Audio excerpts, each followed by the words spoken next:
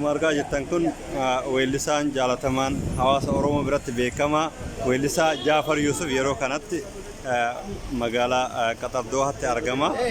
Jaafar Yusuf kenna baga nagaan dhufte jennaani akkasuma kun dirree kiyyaa as jira. Hawaasni jaalatamaan marti isaatu ay jiran kun jechuudha. Harka irraa kaasmeetteerra. Baala geessi. Kuno akkuma argaa jirtan kana jechuudha. Jaafar Yusuf guyyaa kaleessaa ni gala jedhamee eegamaa ture. Haadha galuu akka carraa ta'ee guyyaa kaleessaa waan hin galini. Haadha kuno magaalaa Doohaa Qataritti argamee jira. Akkuma argaa jirtan kana mee jaami Jaafar Yusuf asitti argamee jira. Mee maal jettan hawaasa Oromoo Qatar kana guyyaadhaa kana akkamitti akka eegan barbaada?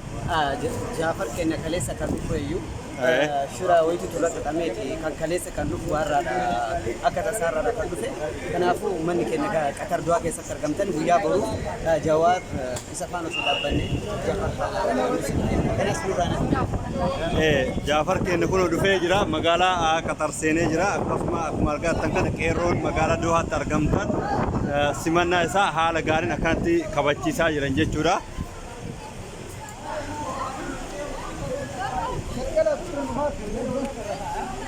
Fatiya Jaafar Yusuf guyyaa kaleessaa dhufu jedhanii ittiin akkaataa waliin dabarsaa turre hadda kun Jaafar Yusuf magaalaa Doohaa Qataritti argamee jira.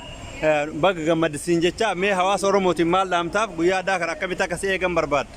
Artisti Jaafar Yusuf beekamaa jaalatamaa qabsoo keessa sirboonni isaa kan uummata marsappilaanii irratti illee kan baay'ee dubbate yeroo jalqabaatti keessatti sirbee kanaafuu raafina hawaasa Oromoo kootaas galatoon Fatiyaa Jaafar mee maal jettan Jaafar Yusuf kun dhufee jira magaalaa hawaasa Oromooti maal jettan mee akkuma keessa jettee jechuun baadhi bookiyya ayyee kiyya galatoomii Jaafar Yusuf akkuma beekamu Jaafar hawaasa Oromoo guyyaa kaleessaa ganama seegaa ture haadha dammoo iddoo kanatti argamtee jirta baay'ee gammannee jira mee hawaasa Oromootiin maal jettan sagalee gabaabduu isirraa barbaada.